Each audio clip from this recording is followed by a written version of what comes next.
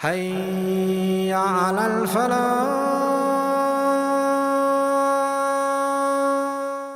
Hadith where the Prophet ﷺ says, I guarantee Jannah. Now if you hear Rasulullah ﷺ say, I guarantee you Jannah, what are you going to do if you're a Sahabi? You're going to listen very closely. And he does this alayhi salatu wasalam 3 times. And they're all around the same theme. So let's go over these 3 ahadith inshaAllah ta'ala very briefly. Number 1, Hadith Sahl ibn Sa'ad radiyallahu ta'ala anhu, very famous hadith in al-Bukhari where the Prophet ﷺ said, Man yadman li ma bayna lahyayhi wa ma bayna rijlayhi adman lahu al-jannah. Whoever guarantees for me what is between their jaws, meaning their tongue, and their private parts, what is between their legs, their chastity, their modesty. Whoever guarantees modesty and guarantees their tongue for me, I guarantee that person Jannah. Meaning if you are able to gain control over yourself in these 2 regards, in the way that you use your tongue and in your chastity, I guarantee you Jannah.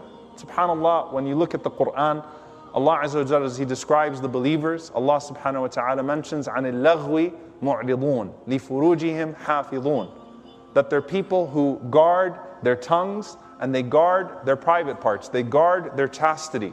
They stay away from zina and what leads towards zina. They stay away from adultery and fornication and what leads to it. Rasulullah ﷺ said, if you figure those 2 things out for me, I will guarantee you Jannah. Now there's another hadith which all falls within this. So if you think about these 2, how do you branch out from these 2? And this hadith, I want you to try to memorize the traits, inshaAllah ta'ala. There's 6 traits that the Prophet ﷺ mentions. The first 3 of them should be very easy if you've attended the last few weeks of the khutbah. It's hadith Abu Umama radiyallahu ta'ala anhu, an authentic hadith. قال عليه الصلاة والسلام أكفلوا لي بست أكفل لكم الجنة. That guarantee me 6 things and I will guarantee you Jannah. 6 things. Rasulullah ﷺ said, إِذَا حَدَّثَ أَحَدُكُمْ فَلَا يَكْذِبْ. When you speak, don't lie. Then he said, وَإِذَا وَعَدَ فَلَا يُخْلِفْ. And if you make a promise, don't break your promise. وَإِذَا تُمِنَ فَلَا يَخُنْ. And if you are entrusted with something, don't betray the trust. Basically, 3 traits when it comes to hypocrisy. قال عليه الصلاة والسلام وَغُضُّوا أَبْصَارَكُمْ وَاحْفَظُوا فُرُوجَكُمْ وَكُفُّوا أَيْدِيَكُمْ. And the Prophet ﷺ said, guard your gaze, your eyesight, and guard your private parts, and guard your hands from hurting people.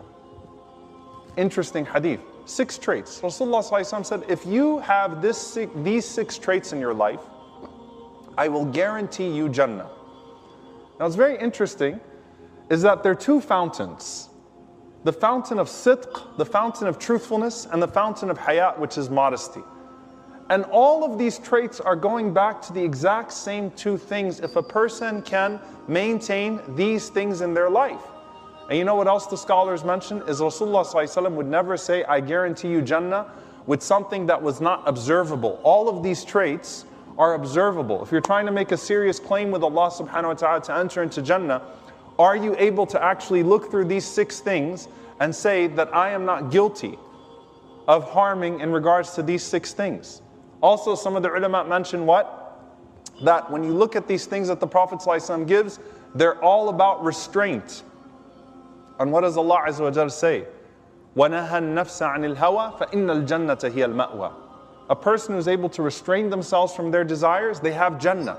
When you think about Jannah, a person starts to think about Qiyamul Layl, a person starts to think about lots of fasting, a person starts to think about lots of charity. And the Prophet ﷺ is saying, Jannah first and foremost starts off with what? Guard these things. Guard yourself, protect yourself, restrict yourself in this regard. And lastly, dear brothers and sisters, there's an intersection between haya and sidq. An intersection which is that the scholars say a lack of haya in the deeper sense is even more subtle than hypocrisy. When we talk about the signs of hypocrisy, as it comes into terms with the way that you deal with people, there are obvious violations of contracts, obvious broken promises. A person makes a promise and they break their promise. A person says something and they know that they're lying. a person is given a secret and they break that secret, or they're trusted with something and they break that trust. When it comes to haya, haya really speaks to the more subtle forms of indecency. What do I mean by that? A person who is sneaky with their lying, to where you could cheat someone right in front of you and they never even knew it. You didn't really break your promise, but you kind of did. Because a haya refers to a person having a sense of shame and decency that they govern themselves by, where even where they have a loophole, they don't take advantage of the loophole. So the first implementation of this is the obvious, and that's why when Allah subhanahu wa ta'ala says, يَعْلَمُ خَائِنَةَ الْأَعْيُنِ وَمَا تُخْفِي الصُّدُورِ, that Allah knows what the eyes, the fraud of the eyes, the betrayal of the eyes. What did we say that was? That a person is looking at you and you lower your gaze. As soon as they walk by, you look, because they no longer can see you. So in front of them, you maintained at least public decorum. But then you betrayed that when they were not looking anymore, when they no longer could tell. The Prophet ﷺ also said, عن أبي هريرة رضي الله تعالى عنه, لا ينبغي لصديق أن يكون لعانا. It is not befitting for a siddiq, for a truthful person, to be in the habit of having a foul tongue, a tongue that curses people. And so haya and sidq are two fountains, they're two traits that the scholars mention are actually from the major two qualities that if a person observes them in all of their daily affairs, then they will be from those for whom Jannah is guaranteed. The last thing, dear brothers and sisters, and I'll end with the hadith from the Prophet ﷺ, is that both haya and sidq are reverence for the sight of Allah subhanahu wa ta'ala upon you in areas where Allah azza wa jal is most likely to be not remembered. What do I mean by that? When you go into salah, you say Allahu Akbar and you start to think about the sight of Allah subhanahu wa ta'ala upon you. Haya, modesty and shyness is not cowardice. It's not because someone else is looking at you and maybe you're just not that aggressive, you start to calm yourself down. Haya is first and foremost with Allah subhanahu wa ta'ala. That you're shy from the sight of Allah subhanahu wa ta'ala upon you. And so you know that Allah sees things that maybe the person in front of you is not seeing in the moment. You know that Allah sees you when other people do not see you. And you're always thinking about the sight of Allah subhanahu wa ta'ala. So I want you to think about it this way. You know how when a person gets into their salah stance to say Allahu Akbar, and now let me think about Allah azza wa jal watching me and pay attention. Haya and sidq actually mean that you start to do that when you're engaging in a business contract. You think of Allah's sight as you get into a conversation. You think of Allah's sight upon you. Allah is watching me and I'm making this promise right now. I'm not going to break this promise. Allah is watching me and I'm about to speak. Allah is watching me and I'm in front of that computer screen, I'm in front of that phone and no one else sees me right now. Allah is watching me. So haya and sidq means that the gaze of...